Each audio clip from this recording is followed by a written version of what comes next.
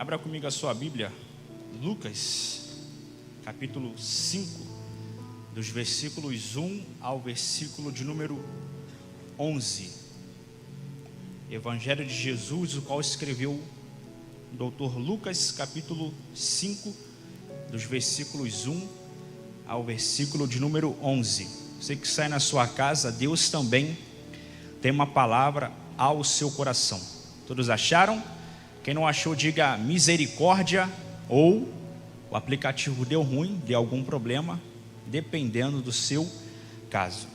E diz assim a palavra do Senhor: E aconteceu que, apertando a multidão para ouvir a palavra de Deus, estava ele junto ao lago de Genezaré, e viu estar 2 barcos junto à praia do lago. E os pescadores, havendo descido deles, estavam lavando as redes. E entrando num dos barcos, que era o de Simão, pediu-lhe que afastasse um pouco da terra. E assentando-se, ensinava do barco à multidão.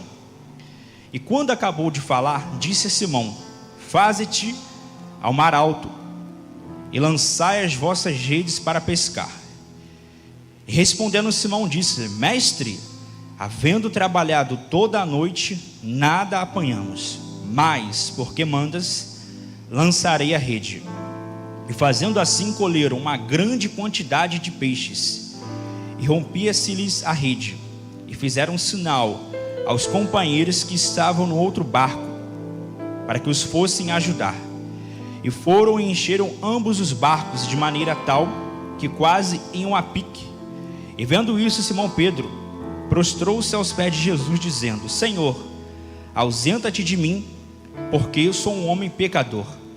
Pois que o espanto se apoderara dele e de todos os que com ele estavam, por causa da pesca que haviam feito. E de igual modo também de Tiago e João, filhos de Zebedeu, que eram companheiros de Simão. E disse Jesus a Simão: Não temas, de agora em diante serás pescador de homens. E levando os barcos para a terra, deixaram tudo e o seguiram. Aqui nesse contexto histórico, nós estamos diante de uma situação emblemática, mas também que demonstra a soberania do nosso Deus. É o momento em que Jesus realiza um dos milagres mais extraordinários do seu ministério, que foi a pesca maravilhosa. Mas nem tudo inicialmente foi um mar de flores.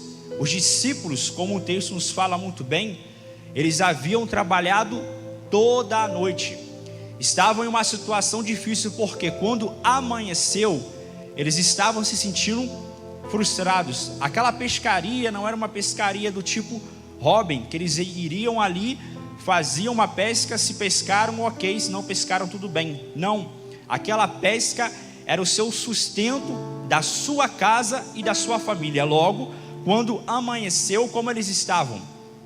Frustrados, decepcionados e cabisbaixos. Mas aconteceu algo na vida desses homens que também pode estar acontecendo com você.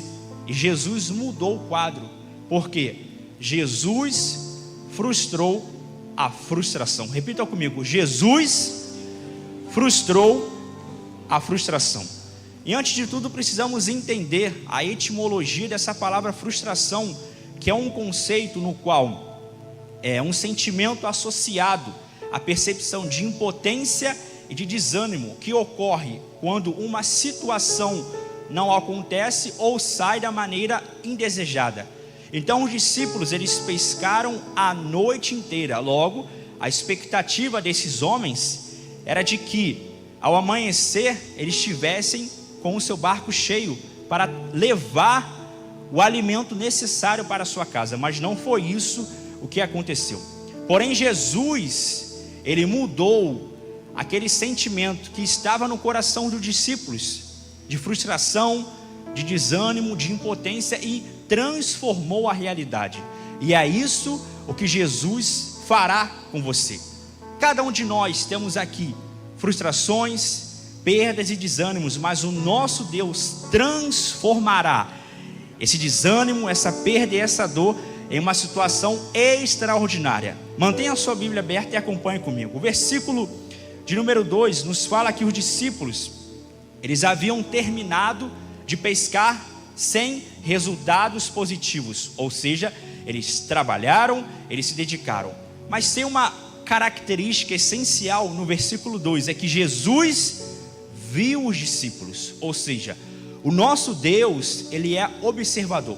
Por exemplo, em Juízes, no capítulo 6, nos fala que havia um homem chamado Gideão. Ali naquele contexto histórico, o que estava acontecendo? As pessoas semeavam, trabalhavam, e o mesmo resultado similar a de Pedro. Eles não conseguiam o que queriam, logo eles se frustravam, ficavam desanimados. E Gideão, ele tinha uma característica, que ele era um homem valoroso, mas ele não se via como tal característica. Por quê? A forma como você enxerga determina o seu comportamento. Gideão, ele se comportava como um homem valoroso, mas não se via com tal conceito. Exemplo, ele estava trabalhando, malhando o trigo no lagar, mas o lagar é um local em que as uvas deveriam ser imprensadas. Ele estava malhando o trigo em um local impróprio, ou seja, ele estava usando o real, mesmo não tendo o ideal. Ele se readaptou diante do seu contexto. E o anjo do Senhor disse: varão valoroso. Mas como se Gideão se via? Ai de mim. Ou seja, esse ai, ele se via frustrado, ele se via desanimado, ele tinha um complexo que é chamado complexo de inferioridade. Ele não se via capaz. Mas Deus transformou a vida daquele homem em um dos guerreiros mais proeminentes do Antigo Testamento.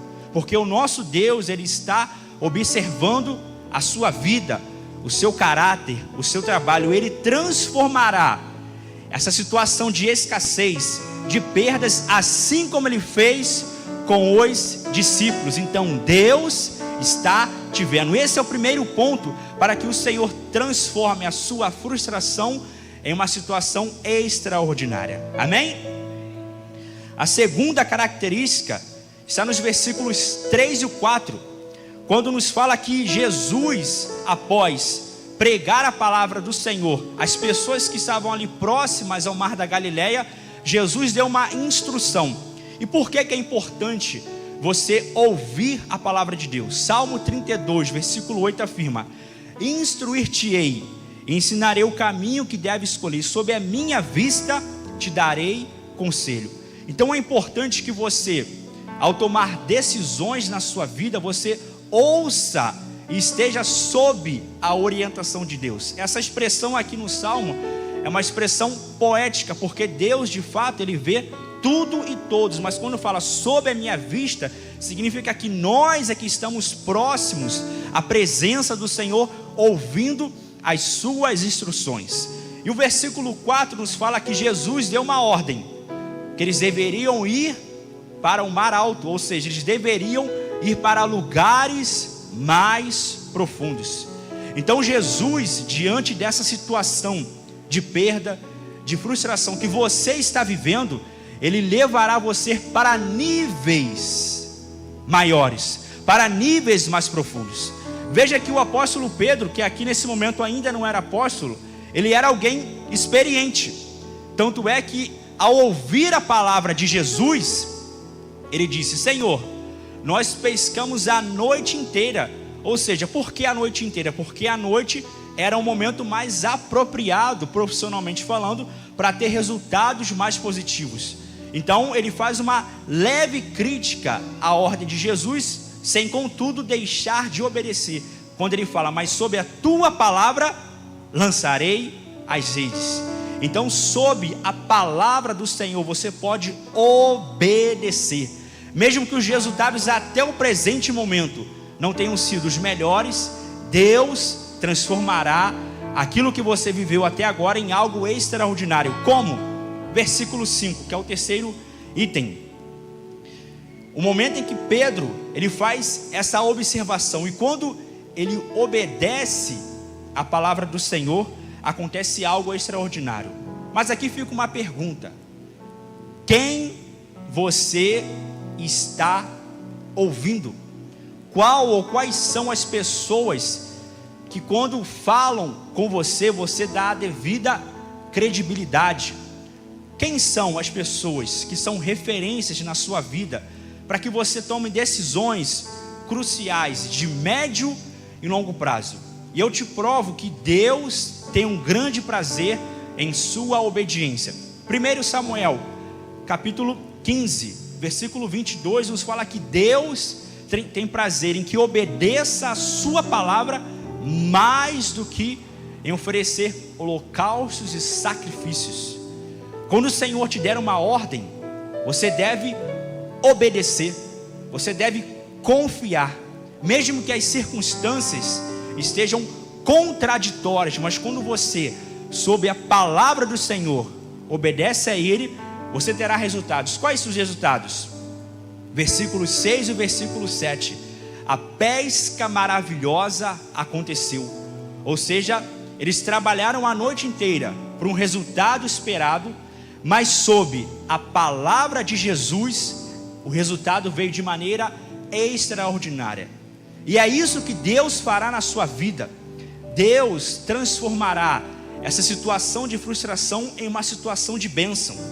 E aquilo que Deus te concederá, abençoará outras pessoas. Exemplo, os discípulos, quando pescaram aquela pesca maravilhosa, que eles fizeram um sinal para os seus companheiros, para que eles fossem ajudá-los, e compartilharam aquela bênção. Então a bênção de Deus na sua vida te abençoará e abençoará outras pessoas. Provérbios capítulo 10, versículo 22 afirma: a bênção do Senhor é que enriquece, e com ela Ele não traz desgosto. Deus abençoará a sua vida e a sua casa. Mas qual é o conceito de bênção, para você entender a profundidade desse conceito? Gênesis capítulo 2 nos fala que quando Deus abençoou Adão e Eva, o que é que ele disse? Ele abençoou e multiplicou. A palavra multiplicação, crescei e multiplicai.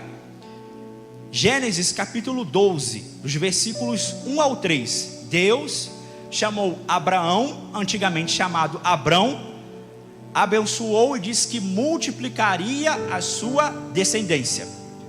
Lucas capítulo 9 nos fala que Jesus, na multiplicação dos pães e peixes, o que é que ele fez? Ele abençoou e multiplicou. Por quê? Sempre que Deus abençoa, cresce, prospera, dá certo.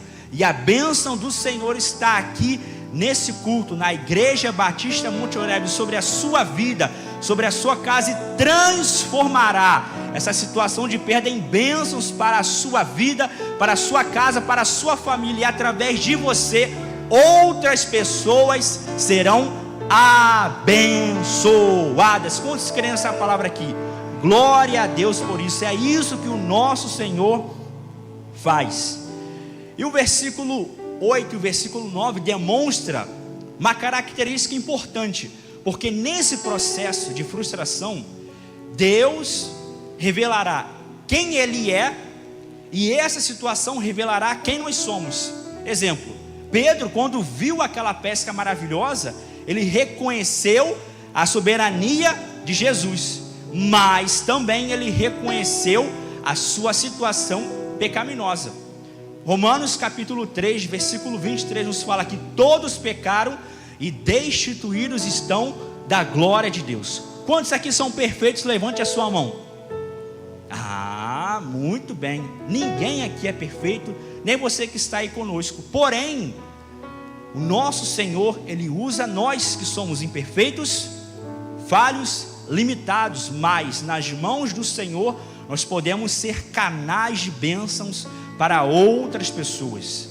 Então essa situação que você está vivendo de perda, de frustração, revelará quem Deus é na sua vida e quem você é diante de Deus e diante de si mesmo. Um exemplo, em Jó, no capítulo 42, versículos 5 e 6 nos fala: eu te conhecia só de ouvir falar, mas agora os meus olhos te veem, por isso me arrependo, me abomino no pó e na cinza. Ou seja, depois de Jó ter passado uma série de frustrações, perda de filhos, perda de bens materiais, perda de relacionamentos. Ele estava em uma situação difícil, mas ele reconheceu a soberania de Deus e reconheceu a sua necessidade e a sua real situação pecaminosa. Segundo exemplo, Isaías capítulo 6, versículo 5 nos fala: então eu disse, ai de mim, estou perdido, porque eu sou um homem de lábios impuros, habito no meio de um povo de impuros lábios, e os meus olhos viram um rei, o Senhor dos exércitos. Mais um exemplo. Então o profeta Isaías viu a soberania de Deus e viu a sua situação pecaminosa. Mas a história até aqui poderia ficar triste, mas ela não para por aí. Por quê?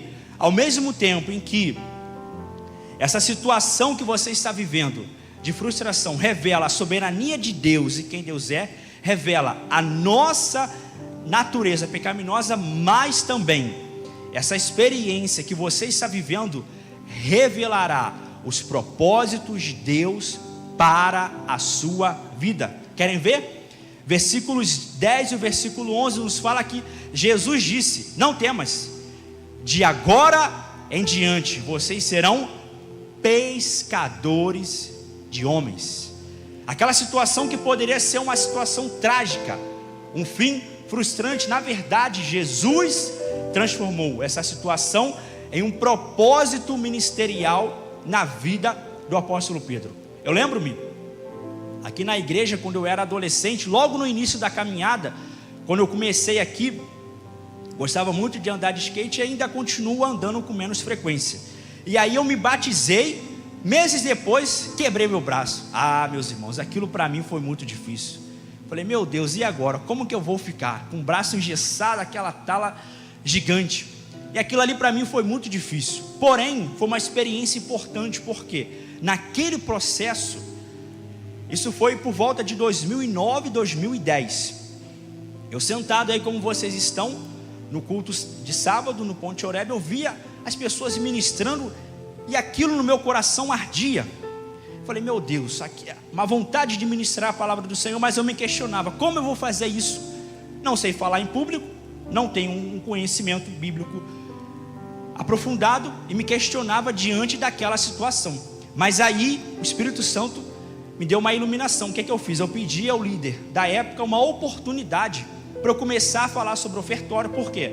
É uma palavra de 5 minutos, 10 minutos, fazer alguma participação no culto, porque aí eu mesmo estarei me exercitando, e aí depois eu chegava para as pessoas e perguntava, e aí fulano de tal, o que você achou da ministração de hoje? Fulano, está falando muito rápido, está fazendo isso, está fazendo aquilo. Aí o que eu fazia? Ia para a sala da música, que antes não era a sala da música, ficava ali e eu mesmo ensaiava. Os músicos não ensaiam voz, não ensaiam teclado, não ensaiam guitarra, baixo, a galera que é muito boa. Eu falei, eu vou ensaiar também a minha participação, ou seja, eu falando sozinho. Então, é interessante que tinha um irmão, eu chamei, irmão, você vai me avaliar hoje, você vai ficar sentado aí, enquanto eu estiver falando, você vai me avaliar no final da ministração. Então, irmão, misericórdia, irmão sentava ali e ficava me avaliando. Eu falei, você fica aí e me avalia. Porque naquele processo de frustração, Deus foi revelando o propósito dele na sua vida. E hoje eu estou aqui com a convicção, há mais de 15 anos, certo do propósito de Deus para a minha vida. Então essa situação, aplauda o Senhor, Ele é digno de honra, de glória e de louvor. Nosso Deus é digno. Então nessa situação que você está vivendo de frustração, é uma oportunidade para Deus revelar o propósito dele na sua vida, na sua história e na sua família. Então aqui a história é bem interessante, e a partir disso a vida do apóstolo Pedro mudou. Ele vivenciou, ele foi uma testemunha ocular dos milagres de Jesus e também dos seus ensinamentos. Por exemplo, logo no capítulo 5, ele viu a cura de um homem leproso e a cura de um paralítico excelente. No capítulo 6, ele viu a cura do homem que tinha uma das mãos mirradas e ouviu o sermão do monte. No capítulo 7 de Lucas, ele presenciou a ressurreição do filho da viúva de Naim e também pôde presenciar a pecadora que ungiu os pés de Jesus. No capítulo 8, ele viu as mulheres que semeavam no ministério de Jesus, e também ele presenciou Jesus acalmando uma tempestade e experimentou e vivenciou a cura da mulher do fluxo de sangue e a ressurreição da filha de Jairo. No capítulo 9, ele ouviu a instrução sobre a missão dos apóstolos, e ele também experimentou a multiplicação dos pães e peixes. No capítulo 9, Pedro fez a famosa confissão: tu és o Cristo, o Filho do Deus vivo.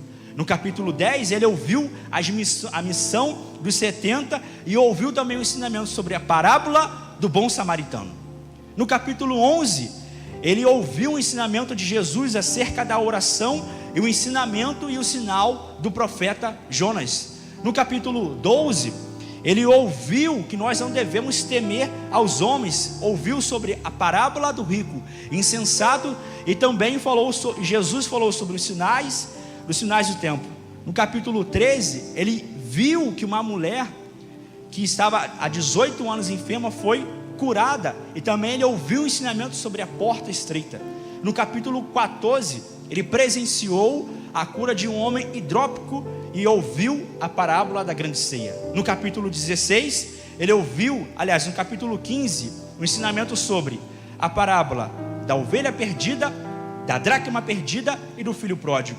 No capítulo 16, ele ouviu a parábola do homem prudente e do rico insensato. No capítulo 17, ele presenciou a cura de 10 leprosos e a vinda súbita, o ensinamento sobre a vinda do reino de Deus. No capítulo 18, o apóstolo Pedro ouviu sobre a parábola do juiz iníquo, sobre a importância da oração, e também sobre aquele homem que era um fariseu e o publicano que estavam ali naquela situação. No capítulo 19, ele ouviu sobre Zaqueu, o publicano, e também ele presenciou a entrada triunfal de Jesus. No capítulo 20, ele ouviu o ensinamento acerca da parábola dos trabalhadores, acerca da questão do tributo e Jesus como filho de Davi. No capítulo 21, ele presenciou a oferta da viúva pobre, e também ele pôde ouvir o sermão do princípio das dores e da volta de Jesus. E quando nós chegamos no capítulo 22, foi o momento da última ceia, a Páscoa do Senhor. Mas aqui é um momento crucial e eu te explico por quê. Jesus, nesse contexto, ele fez a última ceia, mas também ele anunciou para Pedro de que Pedro estaria negando a Jesus. E essa informação, ela é decisiva, porque quem queria frustrar a vida de Pedro era o diabo, e eu te provo biblicamente. Lucas capítulo 22, versículo 31, Jesus disse que o diabo pediu para cirandar a Pedro como trigo. O que é cirandar? Era um objeto que era usado para purificar e separar o trigo de outros objetos que eram nocivos àquele alimento.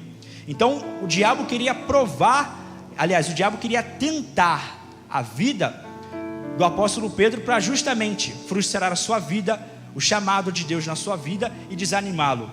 Só que Jesus, ele interviu naquela situação. E o diabo, ele tem tentado frustrar a vida de muitas pessoas aqui, trazendo acusação, trazendo desânimo, trazendo diversas situações negativas. Eu te explico por quê. Pedro cometeu esse erro gravíssimo. Ele negou a Jesus por 3 vezes. E o versículo nos fala, o versículo 62 do capítulo 22, que Pedro, ele chorou amargamente. Ou seja, ele ficou profundamente frustrado. Então o diabo, ele é terrível. Vejam só, Efésios capítulo 6 nos fala que a nossa luta não é contra a carne, nem contra o sangue, mas contra potestades. Então o diabo, o que ele faz? Ele coloca uma cilada no seu caminho, na sua vida. E quando você e eu erramos, o que ele faz? Ele pega esse erro e leva diante da presença do Senhor. Por quê? Lá em Apocalipse, no capítulo 12, nos fala que ele é o acusador dos irmãos. Então ele pega o erro, leva diante da presença de Deus e acusa. Ah lá, o crente. Ah lá, a pessoa errou, falou que ia te seguir, te negou 3 vezes. Então essa acusação, ela se torna uma brecha na sua vida. O que é uma brecha? Quando nós passamos, por exemplo, pela linha ferroviária do trem, geralmente ele é murado, mas de vez em quando não tem uma fresta, um buraco pelo qual as pessoas passam. Ali é uma brecha. Então o que o diabo faz? Ele fica ao nosso derredor, como está lá em 1 de Pedro, no capítulo 5, buscando como leão alguém que possa tragar. Por que ao derredor e não ao redor?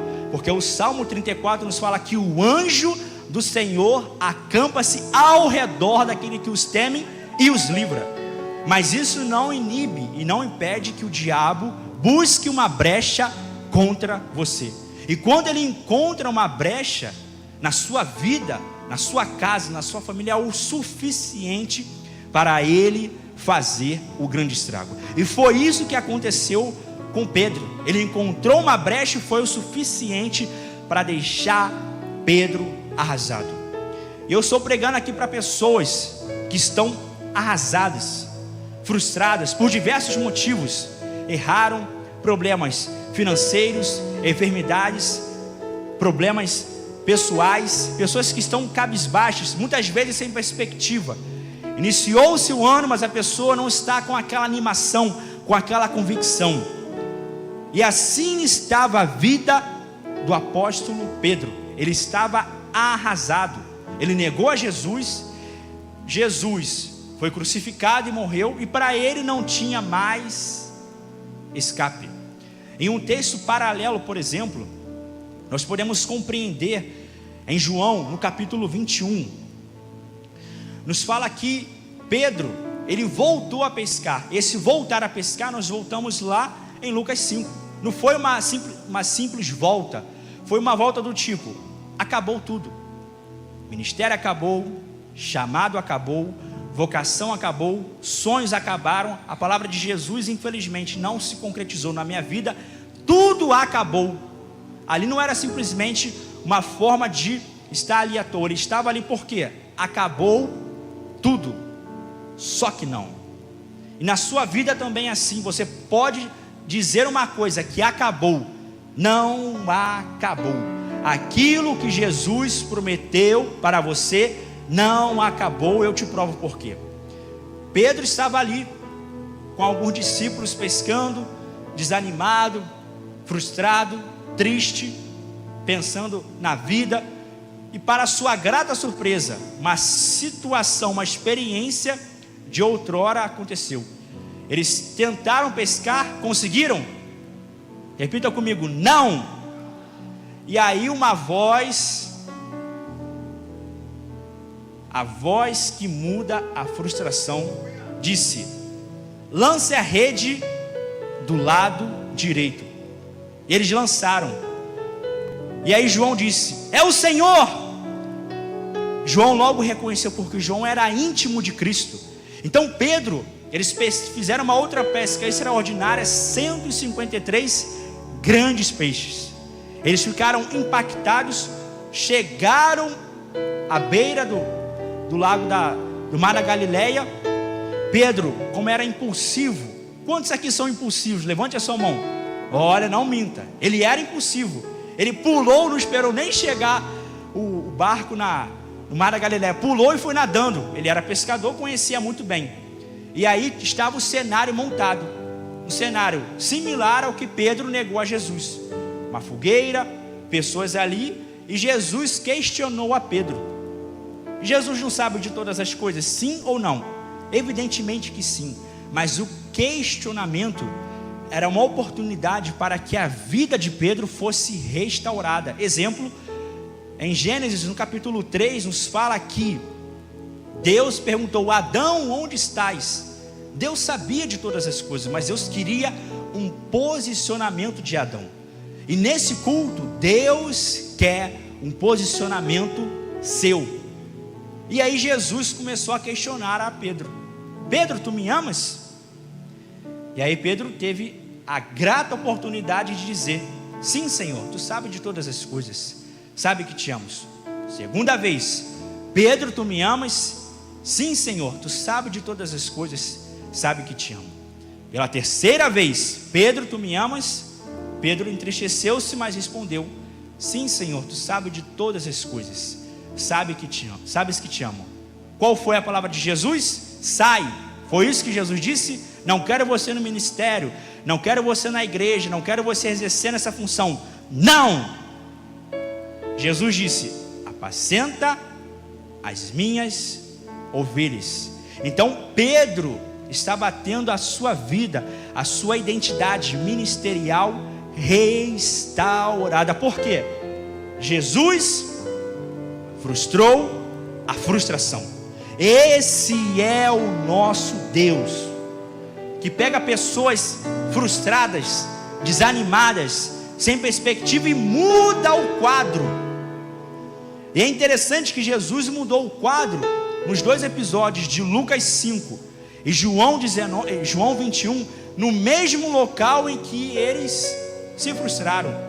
Então, no local em que você se frustrou, é lá que Jesus vai operar o milagre. É na sua casa, é no seu trabalho, é no seu bairro, é lá que o Senhor estará operando e entrando com providência. Resultado: Pedro, ele teve a sua vida transformada. O diabo quis destruir a história de Pedro, o ministério de Pedro, a vida de Pedro. Mas quem foi destruído foi Satanás. Por quê?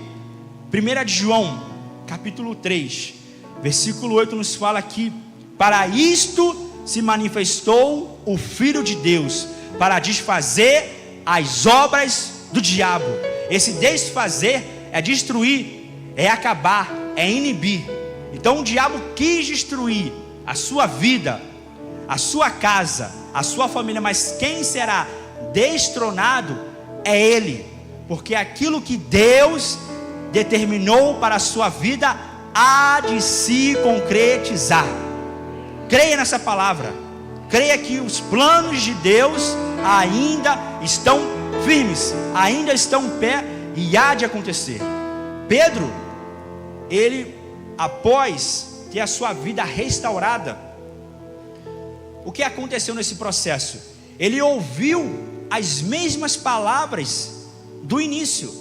Mateus capítulo 4, versículo 19, Jesus disse: vinde a mim e eu vos farei pescadores de homens. No capítulo 21 de João, Jesus disse: vai e apacenta as minhas ovelhas. É o mesmo conceito, no sentido de exercer o ministério que Jesus determinou. Você se lembra das palavras que o Senhor falou para você há 5 anos, há 10 anos, há 15 anos, há 20 anos? Eu tenho, por exemplo, isso é confidencial, não vou mostrar para você, mas vou aqui falar uma parte. Eu tenho um caderno de promessas, e lá eu tenho anotado as promessas que Deus fez para a minha vida. Existem 2 tipos de promessas: promessa universal, promessa pessoal. Eu te explico. Promessa universal, João 3,16, porque Deus amou o mundo de tal maneira que deu o seu Filho unigênito, para todo aquele que nele crê, não pereça, mas tenha vida eterna. É uma promessa que abrange a todos nós. Agora, tem aquela promessa que é pessoal, intransferível, que é a única, exclusivamente feita para você. Então esse caderno eu não vou ler para vocês aqui, nem vou trazer, mas eu tenho ele comigo. Então você também deve anotar aquilo que Deus tem falado com você de maneira pessoal. E eu vejo os sinais, isso é profundo, durante esses anos, daquilo que Deus já falou comigo há 15 anos. Os sinais, eles estão se concretizando. E na vida do apóstolo Pedro não foi diferente. Quando chegou no capítulo 2 de Atos, quem pregou o primeiro sermão? Pedro. E cerca de 3.000 pessoas se converteram. Ou seja, foi uma pesca maravilhosa, mas foi uma pesca de almas, de pessoas, de vidas. Então o propósito de Jesus não se frustrou. Pedro, como está lá em Gálatas, no capítulo 2, versículo 9, nos fala que ele foi considerado como coluna da igreja. Ou seja, ele era um dos líderes mais proeminentes naquele período, no primeiro século da era cristã. E a sua vida, como está diante de Deus? Será que você já deixou de lado? Está lavando as redes, ou seja, está abrindo mão de tudo, porque se frustrou, porque se decepcionou, porque não conseguiu, porque errou? Ou você fará como Pedro, irá confessar o seu erro e irá deixar? E eu te explico o peso que isso tem. Provérbios capítulo 28, versículo 13 afirma: quem esconde as suas transgressões nunca prosperará, mas quem confessa e deixa alcançará misericórdia. E nesse culto tem uma misericórdia sobre a sua vida, para te restaurar, para te renovar, porque aquilo que Jesus te prometeu há de acontecer. E você estará declarando como Jó, no capítulo 42, versículo 2: bem sei que tudo podes, e nenhum dos teus planos pode ser frustrado. Aplauda o Senhor e creia na visão de Deus para a sua vida.